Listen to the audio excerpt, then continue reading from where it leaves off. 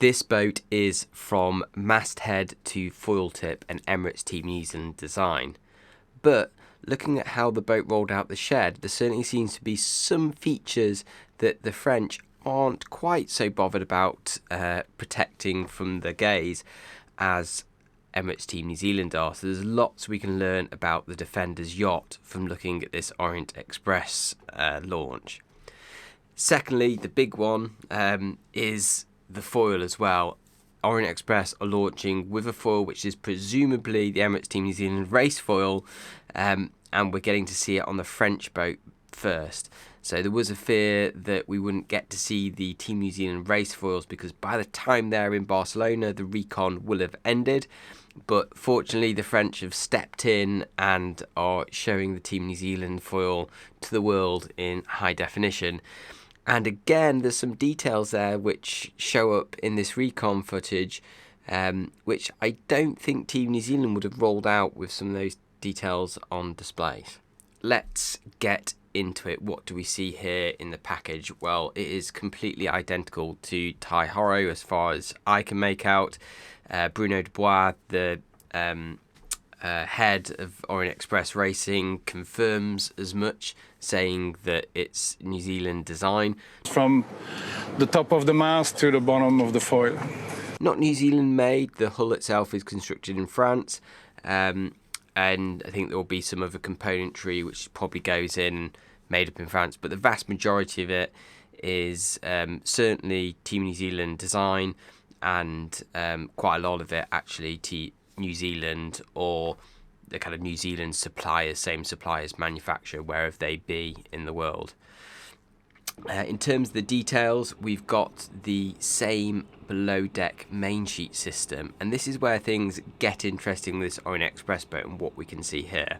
So just to recap, Team New Zealand and now Orient Express have this twin main sheet to match the twin mainsail skins. So all the other teams so far in the previous cup and this cup and on the LAQ12 test boats and on the race boats have all had a single main sheet, and they have distributed the loads from this single main sheet with a single main sheet master ram to the two mainsail skins via two clue boards which adjust the sheeting angle on each skin, so that distributes the load in the sail. And there's also varying iterations of some sort of rocker which allows a play between the two skins and the distribution of the load to kind of equalize itself passively between the two skins. But what's different about the Team New Zealand system? Well, there's several things that's different about it. The first is they've got two main sheets, so there's no passive equalization of the tension in the two skins. They can tune the mainsail tension in each skin completely independently. Secondly, in terms of the sheet angle, so how that tension is distributed about the sail and your twist profile, that's not done by rams on clue boards in the sail. That's done by a fore-aft ram on the track, which changes where the main sheet is shooting from, like a traditional jib car adjustment, for instance. And that means they are reducing the amount of hydraulics between the skins, and they're getting this really neat clue of the sail right down low. Looks super clean, basically as clean as you could get it, given that you need to have a few structural elements in the sailcloth down low where it attaches. But it's pretty much as neat as you can imagine. But the final thing that this main sheet system is doing, which I think this Orient Express launch really reveals, is its structural purpose. So there's been said in a few of the interviews I've seen around about exactly what they've got under the deck on this boat, and I did see some fake lines on the Team New Zealand Taihoro's hull that looked like there was just a fairing over the majority of the deck. But clearly in this Orient Express photos, you can see that the majority of the deck is a fairing. And what this tells us is that this main sheet system isn't just a carrier at the back of the deck. It goes right the way under and forward. So it's very much reminiscent of the Luna Rossa below deck boom that we saw in the last cup. And for me, this makes a lot of sense. So one of the great things that Luna Rossa did last time was they removed their backstays, or had the ability to remove their backstays, and that meant carrying more load in the main sheet. But it also meant they could take some of the structural elements out from those aft corners, and instead the boat is then just basically being cantilevered between the mast pushing down in the middle of the boat and the forestay and main sheet tension pulling up on the back. And if you can have your carrier for your main sheet rams mounted in a beam which is structural, so it's carrying some of those kind of bending forces longitudinally in the boat, then it's kind of a win-win. You're saving on structure in the hull, and you're putting it back in, which is structure which is always following the main sheet loads perfectly, and there's some savings there. Plus, you get to put the whole system below the deck, keeping it out the breeze, getting those clues of the sails together. So it's a bit of a mystery and a bit ironic, really, that Luna Rossa have moved away from the below deck boom for this cup, and Team New Zealand have moved towards it. So Challenger and Defender from the cup match last time have obviously both seen things that they liked in the other's package. Now onto the foils. So again, this is a foil from the Team New Zealand design house, and we can see the direction of movement that we saw in Team New Zealand's LEQ12 foils, and they've got more of a distinct shift from bulb to the wing through the root of the wing. Finally, the big thing we can see about this foil is that it looks like the vertical goes down to the very bulb, and this is reminiscent of what Ineos have done. It's not something we really saw from Team New Zealand at all in their testing. Finally, the other interesting thing about this foil, and this goes back to the French maybe not being as diligent in hiding some of the workings to the Recon for the package they've bought, but you can clearly see a nose cone. In the next day's images where it's been painted and faired, you can't, but in this first day's images you can clearly see the screw holes and the line where cone's been bolted on, and that very much tells me that basically the back end of the ram to get the actuator for the foil is probably located there to give access, or potentially another theory for changing the nose cone geometry within the 20% of the foil allowance. I think it's likely the former, but it would be a neat idea if it was the latter as well. Finally, to the elephant in the room, Challenger or Collaborator.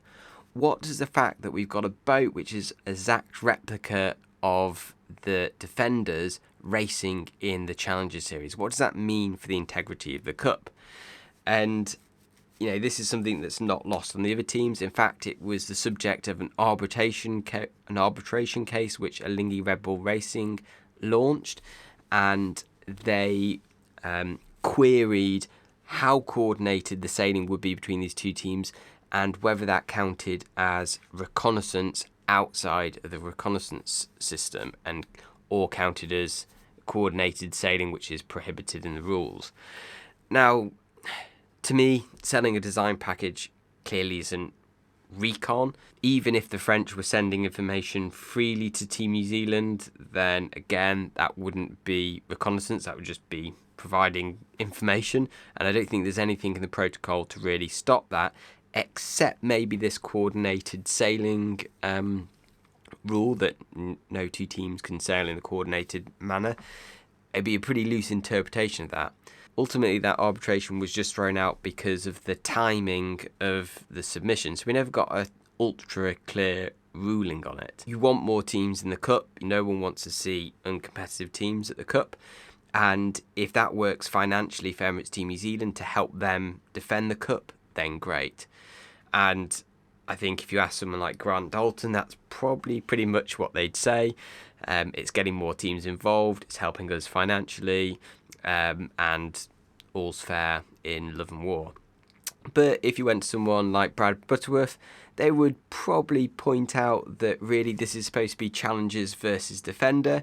And although a lot of that's been lost, I think there's always been some sort of feeling that the Challengers should be sort of working together to dislodge the Defender. And how can that be the case when the French are clearly so pally with Team New Zealand? And there's an obviously advantage that Team New Zealand can get to seeing their design go up against the challenges and learnings that they can take from the way the French are sailing this boat. I think that's a question for you as the audience. Like, how do you feel about having a surrogate yacht? And it's actually specifically not a surrogate yacht, but effectively is a surrogate yacht. Racing, even with different personnel, different people maintaining it. How do you feel about that happening in the Challenger Series? Secondly, the other big story here is about the sailors and the shore teams. They've been given a package which is right up to date in technology, and now it's just up to them to maintain it, service it, and learn to sail it. So for all the people saying that the America's Cup isn't enough about the sailing skill, finally we're going to see a one design competition if the French manage to get through the Challenger Series. And there's a good argument that if Team New Zealand are again a generation ahead of everyone, which actually I doubt this time round, but if they were, then there's a good reason to say that the French may actually win the Challenger Series, in which case we'd see a one design, different manufacturer, but one design America's Cup match, which would be intriguing. Hopefully I'm going to be able to actually speak to the French team, because I think there's a fascinating story behind their position in this competition, and really I should give them a right to reply on exactly how they see their role in relationship to Emirates Team New Zealand and where they think they fit into this AC picture. Thanks for watching. See you around.